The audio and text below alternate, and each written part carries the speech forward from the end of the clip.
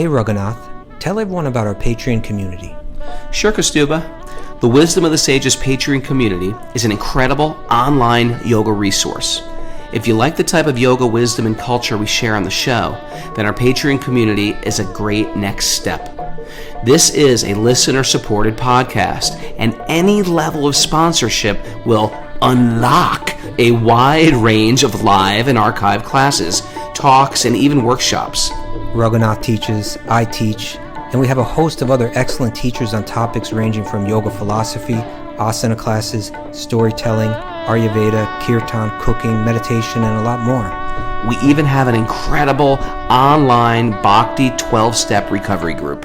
So if you want to check it out, go to patreon.com/wisdom of the sages. All right, let's get it on. Om Namo Bhagavate Vasudevaya. Om Namo Bhagavate Vasudevaya. Om Namo Bhagavate Vasudevaya.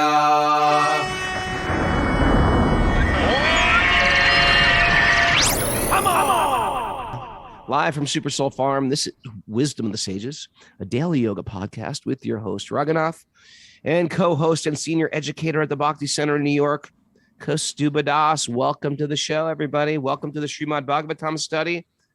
I was just appreciating all the people, it's easy to appreciate the people on Zoom because I see their beautiful faces every day. But I'm appreciating the others out there who we don't see but listen every day, and I know they're out there because they write us emails. If you want to write us emails, we like to see where you're at, who you are. If you got questions, you can write them in for questions and answers day.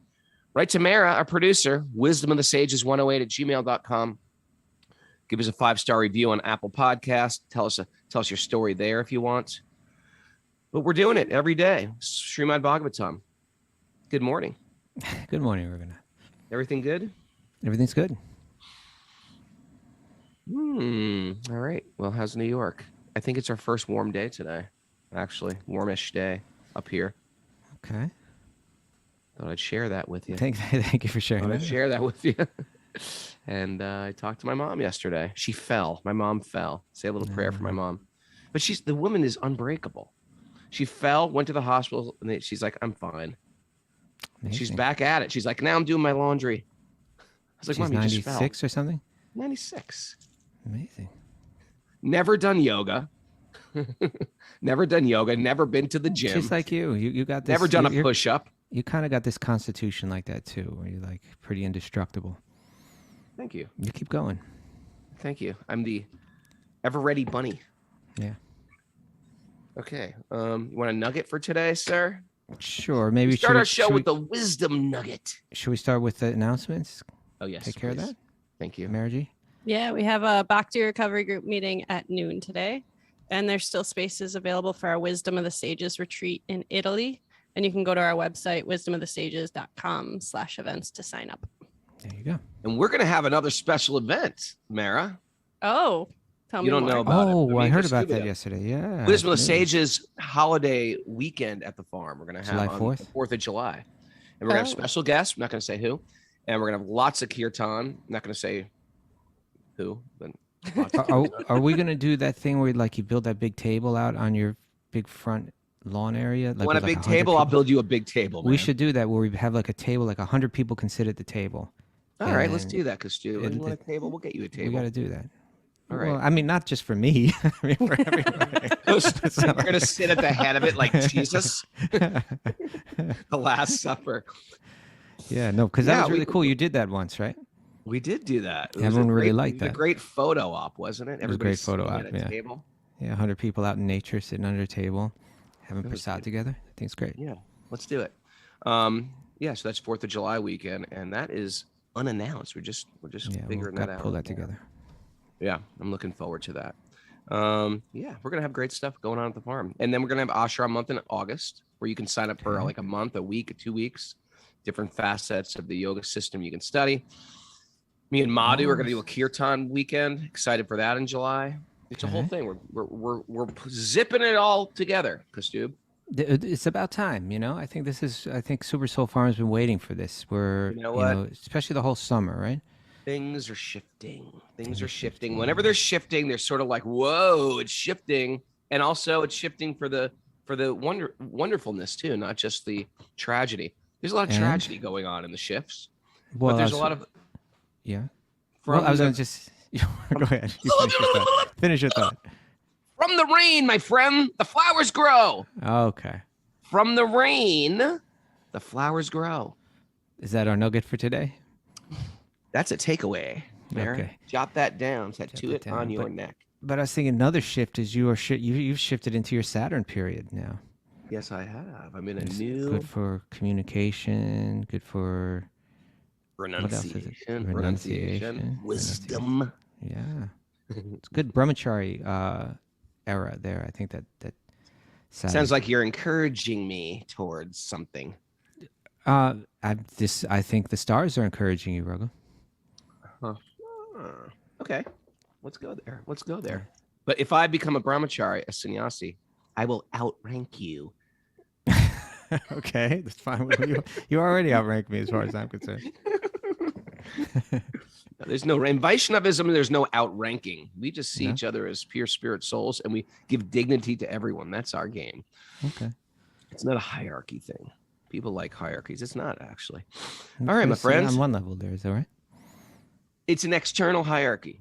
You know what I mean? Internal deep love and appreciation for everybody. Okay. Even our animals, our pets. Well, even within the hierarchy, there's deep love and appreciation. It's actually meant to facilitate that, right? Yeah. Okay. Anyway, let's hear the nugget. All right, here's the nugget, my friend. Who's it from? From you to me, but it's actually from Maria Popova. Popova, I'd imagine, right? Popova, yeah. To keep repeating baleful pattern without recognizing that we are caught in its loop. A baleful pattern. Baleful. Mara, private school. What does baleful mean? Private school. What do you got? Harmful or menacing. Ooh, she did learn something in class. To keep repeating a baleful. Papa Tony spent a lot of money on your education. For me to learn that word.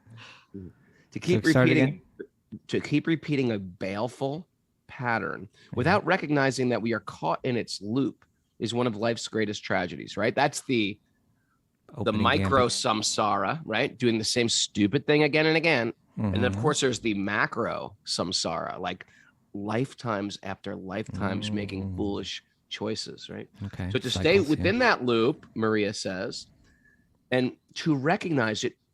Hold it. Let's start again. The first thing is to repeat it, right? Okay. To keep repeating a baleful pattern without recognizing it, that we are caught in this loop is one of life's greatest tragedies. Okay, that's a tragedy. What's next? You know, everyone on the outside can see it. Like, there she goes again. There he goes again. He's making the same dumb choice again, right? To recognize it, but feel helpless in breaking it is one of our greatest trials. So it's the next stage is I'm recognizing this. I can't stop doing the same dumb pattern, this figure eight I've been trapped in. And to try to break that, that's our greatest trial. Okay. And feeling helpless in trying to break it. And feeling helpless, like, why is this happening to me? Because that's probably my guess is like that's probably our most common state of existence in our modern society, right? It's like we know watching television all day isn't good for us. We know eating this junk isn't good for us. We know, we're stuck scrolling. We know I that's can't not stop good for scrolling. Us. But we can't. We just feel like, well, it's just too much to stop it, right? Yeah. We're caught in that current. Okay, that's our greatest trial. Okay. Right, according to Maria. And to transcend the fear of uncertainty, which undergirds all such patterns of belief and behavior, is a supreme triumph. To transcend the fear of uncertainty, which undergirds all such patterns of belief and behavior, is a supreme triumph. So there's some kind of fear behind our feeling of helplessness to break our baleful patterns. What do you think the fear is? I think sort of like the fear of just sitting with yourself. Yeah, I think you're right. I think You know what I mean? If I'm not scrolling, if I'm not eating, addictively sexing, addictively drinking, intoxicating myself, it's because I'm going to have to face what's going on right now, which sometimes isn't such a monster if I just shine light on it and take this in small steps of how to deal with this. It seems empty though, right? You know, can I tell you, for me, it's like taxes. I hate looking at numbers. It's like I will do, if it's tax season, I will do anything else. I'll start polishing furniture instead of looking at my taxes. It's just like I don't want to addictively do anything else to face what is actually important right in front of me. Oh, I see. But I get that. Like I get how we can like avoid some important duty that seems unpleasant.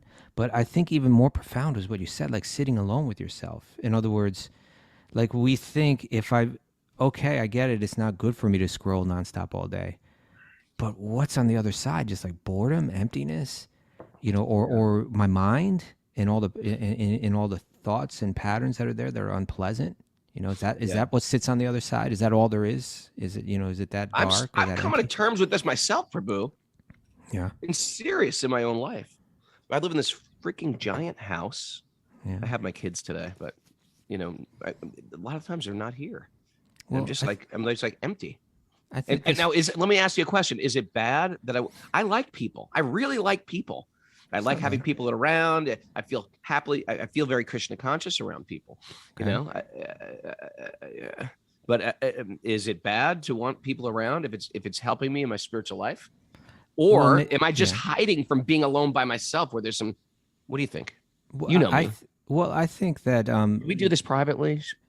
Okay, we're going to shut off the show. Just hold on, everybody. Just turn your Zoom camera off for a second. Raghunath's having some therapy. No, I think that certainly, a large part of who you are and what your service is and how you shine is in the company of other people. No, there's no question about that. Yeah. And I don't think there's anything wrong with your wanting to be around other people, wanting to serve other people and wanting to exchange with other people. But that being said, that the fact that your life is in this place right now, I think it's also, Krishna's, way of saying to you or way of making you enter a certain type of solitude that maybe is something that you need to look at, because it's a fact. I get it. You're serving all the time when you're with other people, but at the same time, there's got to be that alone time too. I think that's important. Ragu time. Yeah. Well, it's that Ragu and God time, right? It's like that. It's where you empty out you go into the mind and you go into the heart, and into both of these. Which when you're active with other people, you may not be in that introspective space. It goes to that thing that Raghunath Swami told me 2 years ago that I never took as seriously as he told me. Yeah. He's like, Raghunath, daily you have to go into the forest. And you have to.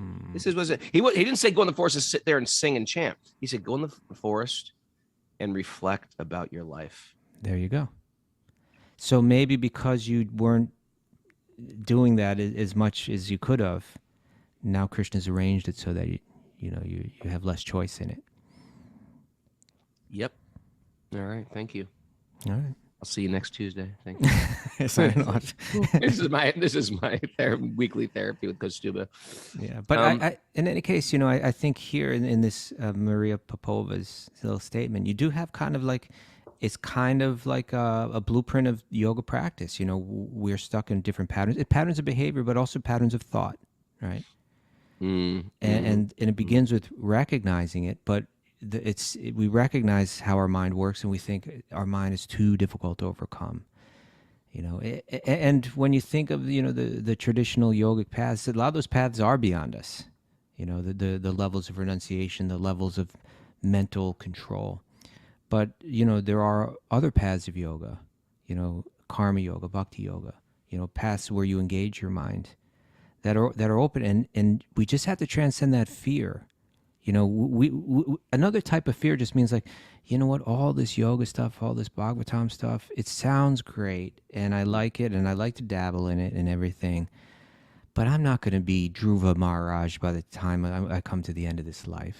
I'm not going to, those states are really, I just don't really have what it takes to get there. And let me keep scrolling, right? But I really feel like you and I have had the good fortune of having examples in our lives of people that actually really do it, Well, give you the Dhruva Maharaj vision. is It a can good be done. example. After reading that thing yesterday, he did it in 6 months. I think but I think a lot sounds of our beyond us, listeners, right? they may not have had like the brahmachari training that we had, but I think a lot of people out there that listen to the show can honestly say, I've had enough with the material world. Yeah. And sometimes the material world can just like slap you around enough and like get you in a headlock and punch you in the nose enough that you're like, you know what? That is over. Yeah. That is over. And they can hear this stuff in the Bhagavatam and just say, I'm ready to rebirth myself. There you go. And if you're there right now, put it up on the message board and let the world know. We want to hear it, Zoomers. Okay. If you want to join us on Zoom, email Mara, wisdomofthesages108@gmail.com, and she will give you the secret codes and to enter into our love chamber. All right. Love seeing these love faces. chamber. Okay. So how about Bhagavatam now? Shall we get into it? Yes. Ready for the secret mantras? Yep. Speaking of secret mantras, Mm. I'm gonna tell you a guilty indulgence I have. Squirrel. Complete squirrel. Pawn Stars. PAWN. That's a television show? They bring stuff into this pawn shop. See, Raghunath, yesterday you had a good squirrel. That squirrel led right into Bhagavatam. This one, I don't see it going there. It's we were talking about treasures and that people bring in these incredible, sometimes treasures, material treasures. You're right. This is all material. I'll tell you after the show. All right. Let's keep this sacred. Okay. Narayanam namaskritya naram chaiva narotamam devim sarasvatim vyasam tato jayam mudirayat. Before reciting the Srimad Bhagavatam, which is our very means of conquest, one should offer respectful obeisances to the Supreme Lord Narayan. Unto Narayan Rishi, the supermost human being, unto the Mother Saraswati, the goddess of learning, and to Srila Vyasadeva, the author. Nasta prayeshu badreshu nityam bhagavat sevaya bhagavati uttama sloke bhakti bhavati naishtiki.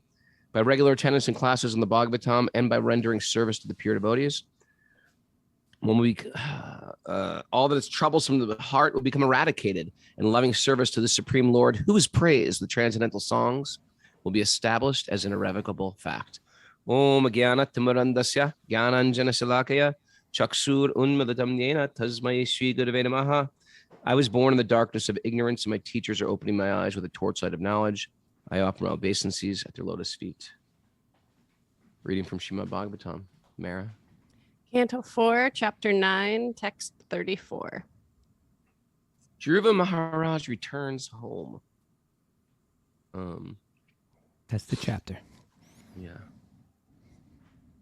Mara, who left this chug of chai at my house? Last second, squirrel. Delicious. Chug of chai. I don't know. Okay. Wasn't you. I was about to thank you. It wasn't you, though. All right.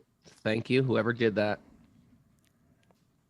It is very difficult to satisfy the Supreme Personality of Godhead, but in my case, although I have satisfied the Supersoul of the whole universe, I have prayed only for useless things.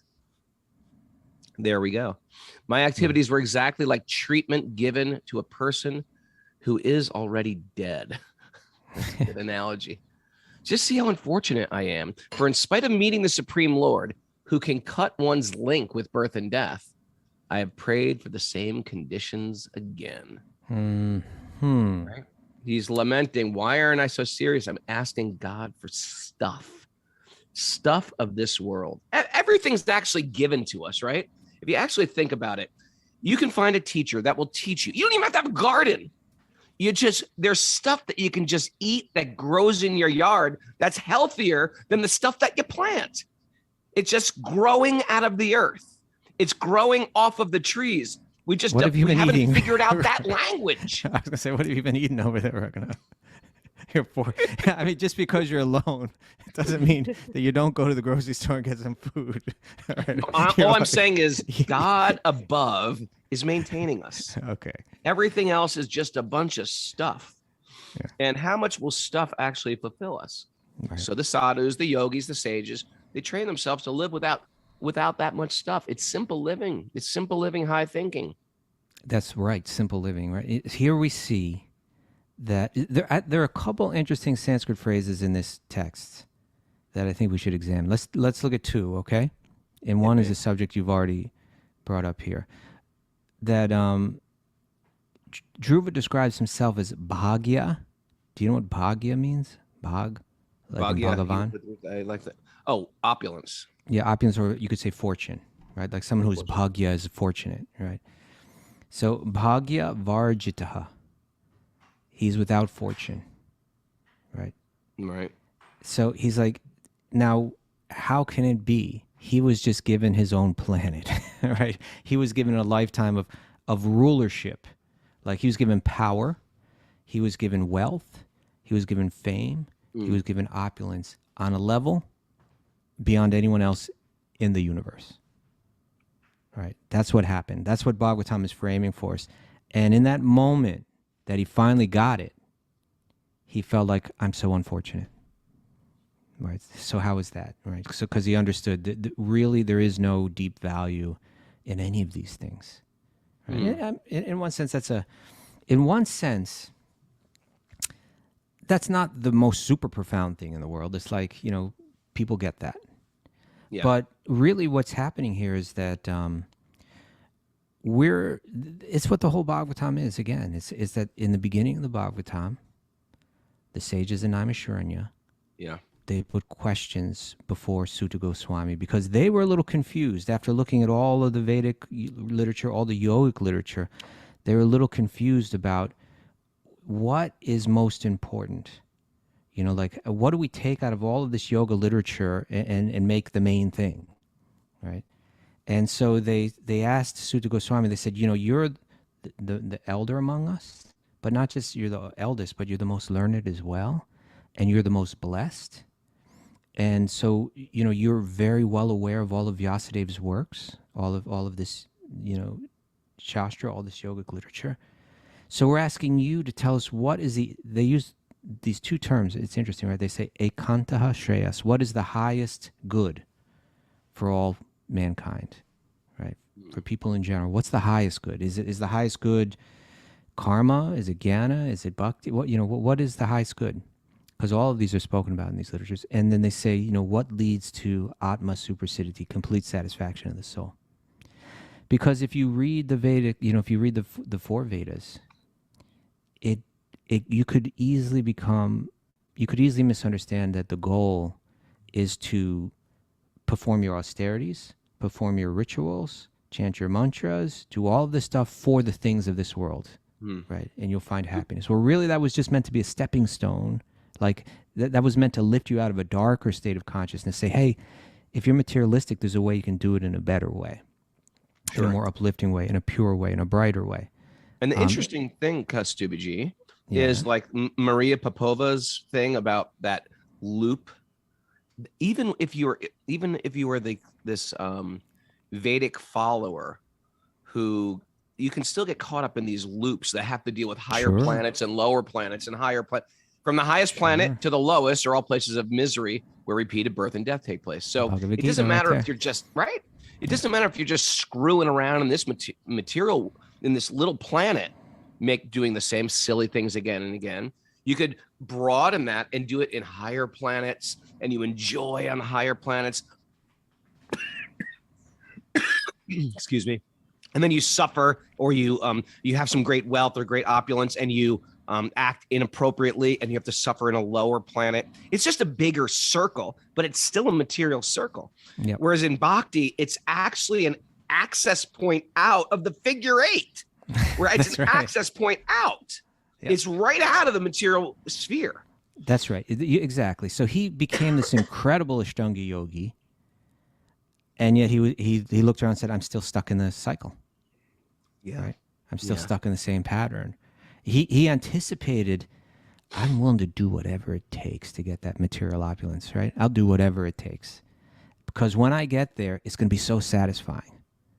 He got there beyond, beyond anyone's imagination. He got there. And in that instant, he recognized, and then he uses that interesting analogy, right? What did he say? It's like, my activities were exactly like treatment given to a person who's already dead. like in Ayurveda, in that medicine, there's like all kind of medicine. Sometimes the medicines are like rare and valuable, right? Like sometimes they're putting gold in that pearls, grinded pearls, gold, things like that, and they make these rasayanas. They make these rejuvenatives, yeah, tinctures. and so you have this very valuable medicine, right? It had to be collected from the bottom of the ocean. It had to be collected from the mines, and you grind it up, and you have something very valuable, and then you use it in a way that's useless. It's wasted, right? So all his efforts, all his austerities, all of his yogic concentration, that's valuable stuff. But it was used in such a way that it had no value, and he's recognizing that now. So so where should it be focused? And this is interesting too, right? So that was one phrase. He said that bhagya varjita. I'm unfortunate. He seemed to be externally the most fortunate, but actually he knew. Right. Yeah, he was. And the other term, jagat atmanam. Jagat, the soul of the universe. The soul of the universe. I find this idea, I almost find it's like it's a key to the real transformation that we're looking for, right? It's like meditating on this, contemplating it, trying to see it, right? That he's saying, just like in our body, like if you take our body, it's dead without the soul, right? Like each one of us is going to die at some point. It's not too far down the road. And and when that soul leaves the body, when the eternal little spark leaves the temporary body, then that body will very quickly deteriorate, and it'll be seen that there's no consciousness there, right? Like you can slap it, you can talk to it, you can caress it, you can do whatever you want to it. It's not responding because responsive. Because there's no consciousness there's no soul within. So our soul within the body spreads its consciousness throughout the entire body. We spread our awareness. If someone comes up behind Raghunath right now and just tickles his little toe, he feels it because his consciousness from that one little spark is spread throughout the entire body. So Vishnu is the soul of the universe. He's the spark that gives the entire universe life. And his consciousness is spread throughout that entire universe, which is it becomes incredibly profound when you think about. To me, this yogic, it's like kind of a yogic theology that's presented here in Bhagavatam. That like we hear it again and again. Like Raghunath, like you and I have been hearing this stuff for many, many years, right? But you hear it on different levels, and I feel like I'm at a place in my life where I actually want to not just like see it and sign up for it, right? Like, I agree, like, Opted in. Yeah, like I've opted in. Like, there's Lord Vishnu, is there's Mahavishnu, who's like the soul of the. This whole thing, like for instance, think about this idea, just as a yogi. Think about this idea, right? That the root of all existence, Sri Krishna, this beautiful boy, is just engaged in loving adventure. He's actually entirely lost in it, right? Like that's his 24/7 business eternally. But in response to our desire for independence, he takes on another form so that he can remain in his loving adventure. He takes on another form and he enters the material realm, like the vast, unfathomable material realm, and becomes the soul of all that as Mahavishnu. That's the first, the first Paramatma, you could say, right? The first Supersoul is the soul of the entire material realm. And then he lies down in the water of that realm, and unlimited universes, he breathes out unlimited universes. So this is like in further response to our desire for independence, I'm going to create unlimited universes with different varieties that, countless living beings can exist in. And then he enters each one of those universes as Garbhodakshai Vishnu. So he went from, first there's Krishna. He's in the spiritual realm, engaged in his loving venture. He creates the material realm. He becomes the soul of it. He breathes out unlimited universes. He enters those universes and becomes the soul of each universe, spreading his consciousness throughout each universe. And then he goes still further. And for every living being that's moving through that realm, he also becomes the next Vishnu, Kshirodakshai Vishnu, or the Supersoul, and he accompanies each one of us in our own body. It's like our body is a universe, sitting within a universe, sitting within a universe, sitting within a universe. It's like those Russian dolls. Yeah, like those Russian dolls, right? And so what that means, this is where it starts to get still more profound, is that means that the soul of the universe is sitting within each one of us, right?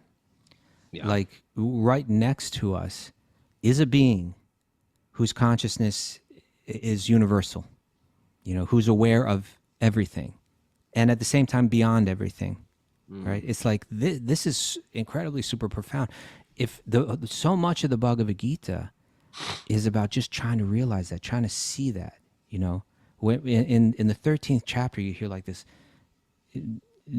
somewhat lengthy, description of the Paramatma, of the Supersoul, the soul within our, that supreme soul that accompanies us within our body, right? That form of Lord Vishnu.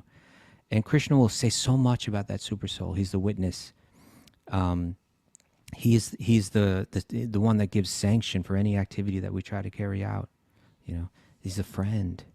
And then Krishna will say to Arjuna that one who understands this philosophy concerning material nature, like the material world that we're in, and the Purusha, or the Supersoul, and the interaction of the modes of material nature, is sure to attain liberation, and they will not take birth here again, regardless of their present position. So like that's the break out of the loop, right? And he'll say, one who sees the Supersoul, the Paramatma, Lord Vishnu, accompanying the individual soul in all bodies, and who understands that neither the soul nor the Supersoul within the destructible body is ever destroyed, they actually see. Like they're actually seeing the truth. And that one who sees the Supersoul equally present everywhere, in every living being, does not degrade themselves by their mind. Thus they approach the transcendental destination. That's how you break the loops, right? Speaking of degrading themselves with the mind. Yeah. You know how much feedback I got yesterday from people who've been in road rage? Yeah. It's a thing. Sure. It's a thing. And as we were discussing, it's due to a lack of spiritual vision, right? Yeah. People they get bitter, they get angry, they get frustrated, they feel the loss that's going on in this world that's so evident and personally painful, and they take it out on anybody in the car, or they take it on anybody who does something slightly wrong. And people are both the perpetrators of road rage. Some of you listeners are the perpetrators of road rage, and some of you guys are perpetrated upon, like me yesterday. Like me, poor the victim. Yeah. But Yes. Anyway, it made me reflect about how much pain is out there, and actually how without some of these tools, like you're saying, like recognizing that you've got a friend and there's a greater plan, and people's consciousness becomes a nasty garage filled with anger, hate, enmity, etc. And it just pollutes everybody. And then you're walking around with this this garbage mind. And whenever you see somebody or someone doesn't particularly stroke your ego, they now become your enemies. That is, anyway. I love what you're saying, because it's just a practical way of illustrating both things that we're talking about today. In other words, it's a practical way of illustrating the mind loops that we get stuck in, that we don't confront. And I really liked how you said that the fear, because like this Maria Popova, she mentioned that there's a fear that the term I think she uses, undergirds. Yes, undergirds. Right? So undergirds, that means like, it's like the girders that are like supporting it all. It's like the girdle. It's the girdle that's holding it all together. Yeah, underneath. Yes. Do people still wear girdles, Mira? No, I don't think so. Things. They're That different thing things of my now. mom's generation, girdles. They wear yoga pants now. Yeah, exactly. It's like a big girdle. But it's what were we just talking about? Undergirds. Yeah, oh, that's right. The fear that undergirds everything, right? I think you really hit the nail on the head when you said actually it's a kind of a fear of sitting alone. But you see, in other words, to speak to the part our philosophy is that you're never actually alone, right? Right. Like even when and so, but it's actually by placing yourself in a position where you're alone that now you can finally speak to that Paramatma. Now through prayer, through meditation. And if you don't know that, if you don't have that insight that you were just sharing, because I've been going through some stuff lately, and I'm wrestling with my own mind, and because I'm sitting there in Nepal, where sort of like you're with a group, but then you're hiking, and then we're trekking sort of privately also. So you're in your own space. You got the Himalaya, the Annapurna range as a backdrop. So there is a lot of time to just sit with yourself on those hikes where you're not like talking, and you're just being with your mind. And I tell you, if you don't shift into spiritual consciousness and let go of the victimhood, then what goes on in my mind is these ongoing turbo scenarios of resentment, revenge, spite. And I could see how if you don't recognize that, like that's what Maria was saying in the very beginning, unrecognized. What did she call that? The greatest of tragedies or something? When it's unrecognized. Right. And I can see how just like this can possess a person, and you replay revenge scenarios, or how I would have done it differently, or how could I get back and end up on top. And you can play that over again and again and again, and it permeates your entire being. And then to see it and to step away from it and say, this is not a good thing. Why am I doing this? But you're still struggling going back there. That's stage 2. Right. And stage 3 is the stage you're talking about, where you understand everything's happening to me for a reason. God is actually my friend, who's within me, witnessing all this stuff. This isn't happening for me. It's happening to me. It's happening for me. And all that stuff that the Bhagavatam promotes. Then we have a little bit of a toolkit just to deal with existing in this figure 8. Or ultimately letting us out of this figure 8. Yeah, and the thing is, like, let's say that a person has like a resentment towards one particular person, right? Like one person resents another, valid or not valid, right? It may be entirely valid, it may be entirely not valid, invalid. Their feelings, their perception of what they're going through, but they got to get over it. And so let's say they're fortunate enough to recognize it, and they're fortunate enough to address it, and maybe they're even capable of letting go. That's a big thing, right? Yeah. But what's to stop them from resenting the next person? Like that's just like one victory. But how many victories do we have to win? There's so many. We have to completely transform our mind. Well, and so this is the point: is that what the yogi is described in the Bhagavad Gita is doing is by realizing the Supersoul. That's what the 13th chapter is about, right?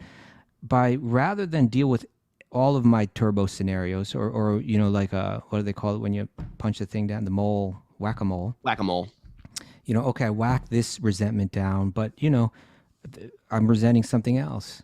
Right. My situation, how I'm being treated, whatever it might be. And so we, in one sense, you really haven't accomplished anything yet. You're still sitting right where you were.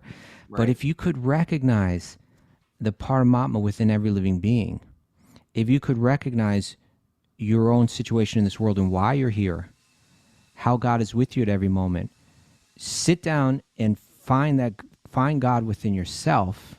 Open up the lines of communication, which is going to require some being alone, some being quiet, opening up those and then fully realizing it. So you get it. Okay, I get it, Lord Vishnu. I get why I'm here. I wanted this false sense of independence, and you've granted me a virtual reality to move around through. And you've mercifully made it so that there's not only pleasure here, but there's also pain here. So that I can turn back. And so I'm going through the pleasure and I'm going through the pain, and it wears me down, and it builds up resentments and everything. But you've stayed with me, it helped me understand it. And if I can only, and you're giving me the knowledge to kind of perceive what's really lying underneath everything, that you're not only in me, that you're in the next person, and that I and the next person, we both go through different physical bodies as well as mental states. We're always shifting. And so one moment we're feeling a sense of affection for one person, and the next moment we're feeling a sense of betrayal or a sense of resentment towards another person. And these are states that we're constantly shifting through. I get it that you're steady through the whole thing. I get it that I'm steady through the whole thing, but it's all going on in my mind. And I just need to focus on you within me and you within every living being. And once I see that, my resentment for every living being stops, in one shot. This is the muscles we have to build. These are the push-ups we have to do. There are people walking down the street that are bright lights. You see them, they're just lit up. And you see people who are just carrying a dark energy. And there's people who are sort of bright sometimes. And I love this concept in the Vedic philosophy is we are pure spirit souls. It's a pure soul theology that we're not born sinful. We're not born evil. We're born pure, just covered. Like the window. Note that one down, Mara. It's a pure soul theology. Booyah! Yeah. Stole it from Tukaram. Okay. Pure soul theology. Got to give credit where credit's due. Okay. But the fact is, it's like, and it's just different layers of like, suppose I have a blanket and I put it over a very bright light. It's a very thin blanket. You can see the light through it. If it's and if you put two thin blankets over, you can still see the light through it. And then you put these heavy wool blankets and eventually that light is just covered. And so there's people from lifetimes of practicing, of letting go of resentment, forgiving, seeing yourself as part of something bigger, service instead of being self-centered, that we are lessening that thickness around that light. And sometimes it almost appears like they're not even trying, but they're sort of bright light people. Well, they've been trying for lifetimes. Mm-hmm. Then there's people who just get caught in this, what do you call this? It's like a cyclone at sea. What do you call those? Like a toilet bowl sucks you down, right? And you get caught up in these thoughts, this cycle. It just doesn't give you a break and drags you right down the toilet. And that stuff, it's one heavy blanket over another, and eventually you just feel burdened by it and you feel crushed. And it's your own mind that's crushing you. And so everything you're saying is it's a practice in behavior, in the thought process, in the way we treat people, etc., to lift those coverings off us. We're already shining under there. Mm-hmm. And that is our great hope. We're already shining underneath it all. Otherwise, it's completely confusing. Yes, I wholeheartedly appreciate everything you said, and just adding to that one point is that what the Bhagavad Gita is going to point us to again and again and again is to think about this and try to see the world through these eyes, that there's a spark of spiritual energy within every living being, and there's a second spark that's the one that's tying it all together, and that's the Paramatma. And if we begin to see the world through this, if we begin to try, to recognize that, and again, that may involve sitting alone, that may involve prayer, right? That may involve repeated reflection. Going to the forest, but also gardening. Applying it when we're not in the forest, right? Like reflecting upon it when we're not in the forest. Yeah. Like I think I used this example in this question and answer thing the other day, but you get up, you go to work, right?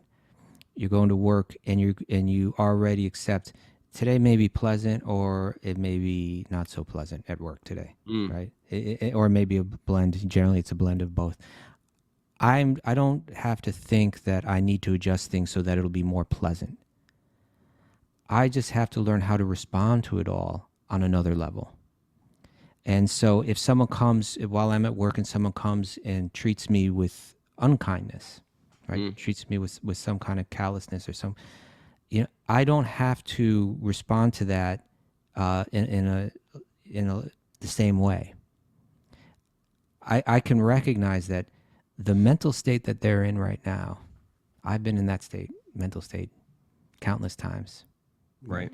I don't even have to resent them for it because I've been through it. Right. Because I'm a spark of spiritual energy that's moving, and the Paramatma is sitting there, just trying to like give me that advice, trying to help me understand that, right? And so I can recognize not only that they're a spark like me, but that God is sitting within their heart the same way he's sitting in my heart, witnessing how I'm about to respond. Right? And I can demonstrate to the Paramatma within my heart, within their heart right now, that I want to step up. I want to break the cycle. I want to break the loop. I want to break the baleful pattern. And so rather than respond in a quote unquote justified way, I will respond as directed by the Paramatma, externally through Guru and Shastra, internally by the Paramatma itself, that I will respond with kindness back, right? With tolerance. You, my friend, are Santa Claus. You're Santa Claus. Because you're giving you're giving the greatest gift right now. Because what you're teaching right now, Kaustubha, is teaching how to relinquish hate. Yeah. And having hate in the consciousness, it's what makes us miserable in this world. How to relinquish hate. When you see that everyone is just going through their struggle, everyone's in great pain, everyone is bound up by the gunas, right, and lost in the material world.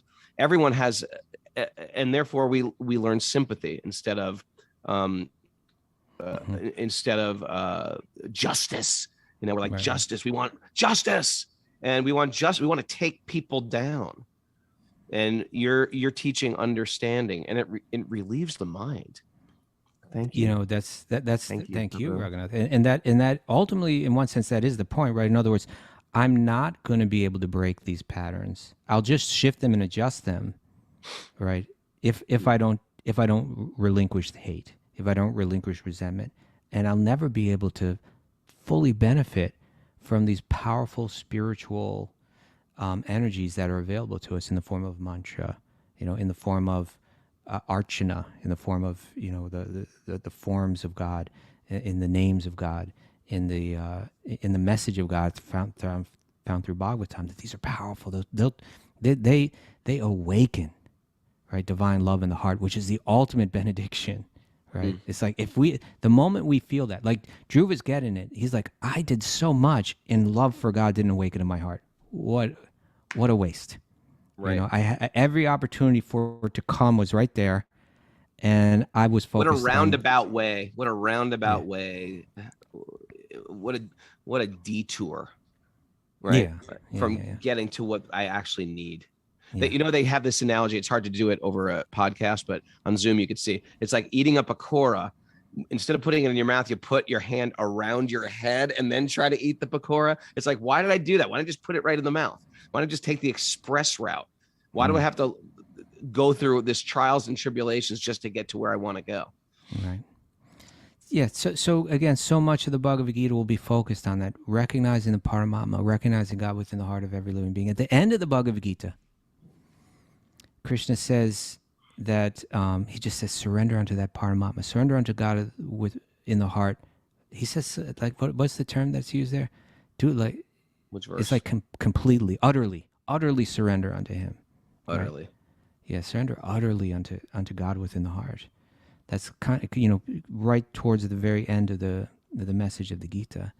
It's if we're not doing it, like if we're not contemplating on that, if we're not reflecting on that daily, then we're just really missing out, like, you know, where this all goes. You know, it'll open up a type of vision that'll be so satisfying, you know, that'll be so transformative. We just have to think about it, reflect on it, hear it every day, you know, apply it. And then we're really doing yoga. You know, it's like this. And you're really doing yoga. Yeah. I like that. All right, Roga. Very good, my friend. Very good. Yeah. Mara, takeaways. What can we take away from the show today and apply to our crazy, hectic life? We got some good ones today. What you get? From the rain, flowers grow. That's a t-shirt. That's a t-shirt, my friend. All right. Transcend the fear of sitting alone with our mind. Yeah. Good statement. Bhakti is an access point out of the material sphere. I like that. Access point out. Vortex, or what is that? Or the material vortex. Cyclone. Don't waste your austerities on useless things. Don't waste your austerities. Sit down and find God within yourself. There you go. Sounds Pure, boring. pure soul Oh, you theology. see, there you go. There's that fear right there. It's gonna be boring. Sit down and find God within yourself. I just mean the phrase. I think you just don't like Oh. sit down because people have told you as a child, sit down. Right? Sit down. Get down. Put it down. Okay, go on. Pure soul theology. We are already shining under the blankets. Ooh. I like that. I like that term though. It's a pure soul theology. Right there. Like, Boom. what do you guys believe? Well, it's a pure soul theology. What do you mean? Well, it means that we believe that, like, by nature we're pure. You know, it's I just like uncovering it. that. Isn't that a great statement? Pure soul You could start theology. right there. Like, yeah, what do you That's guys the name believe? of a Well, band. We're pure soul theology. From Santa Cruz. With like progressive rock. Yeah, like a muso band.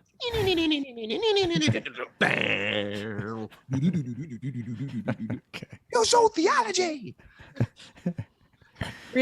Realization of the supersoul transcends turbo scenarios and the whack-a-mole of resentments. I'm sorry, say that again. It's a little long.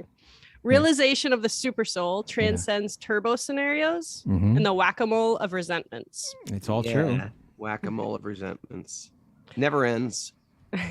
Relinquish hate, respond with kindness and tolerance. Was that the last one? That was. It was the last Oh, you see, got to I tee thought us the up last a little one- better than that. Yeah, I thought I the know, last Usually we usually I know, got like something you say, funny. We got a good and- funny one on the Yeah, last like- one. Yeah, yeah. Sorry. I was waiting for the punchline of that one. Sorry. Whack-a-mole. Where's Matt Godden? I need jujitsu now to help with those. He got good ones. For Yeah, you. he's always got a good takeaway, Matt Godden. Yeah, he does. Anyway, thanks everybody for joining us Hey, early what in the about morning. Sweet with a Baby big Krishna. crew. What's going on with Sweet Baby Krishna? I'm just getting my life together, man. I'm still, still sweet baby jet lagged. All right. 8 o'clock comes around. I'm like, oh, I'm so tired. Yeah, the jet lag's working for you in the mornings, but against you in the evenings. Yes, it is. Yes, it is. I already went jogging this morning. Did my pranayama this morning, and yeah, made some chai this morning. Some chugga chai. Thanks to everybody for joining us. Lots of stuff on the horizon, and our 4th of July retreat. Get out of the city and come hang. It's a with the great crew. summer. Huh? Yeah, great. You know, Great in summer. June we've got Satyananda Maharaj, and then we go down to Rath New York Yatra. City, Rath Yatra. July, we got the July 4th weekend thing going on. We got Italy going on, and then maybe we go out to California at the beginning of August, California. right? Maybe Huh? California, all those Californians. Yeah, at the beginning of August, and then the rest of August and a weekend to September is Let's Ashram go to month. Florida. Let's go to All Alachua, Gainesville area. See You Jenna want to do Beers. some down there? Like do an event down? They've been asking for us to do some down there. I would love that. I like Florida. Maybe we should Um, go down there at the Thanksgiving time, and maybe it could be built into their thing. You like, know what? That's when we went last time. Maybe we should do that around Thanksgiving. yeah. All right. Linda Does says anyone come to organize Florida. one? Linda's from Florida too, and Jenna Beers. Oh, Okay. and Ramah Davies. Del Boca Vista. Get a boca. Actually, I'm going to Florida. I'm going to Daytona. Daytona. Daytona. I go there almost every year to do some teacher training thing with my good friend. Oh, I don't remember you know her. going to Daytona. I don't tell you everything. Okay. We do this show every day together, though. Yeah, remember I did it from I did it from my iPhone. Okay. It's amazing. I can remember every place that I've done the podcast. The side of the road, the Grand Canyon Day, Nepal, bathroom. in the toilet bathroom. Remember after a Youth of Today show, sitting around the hotel room in London. Remember that? Good night. Song is so good.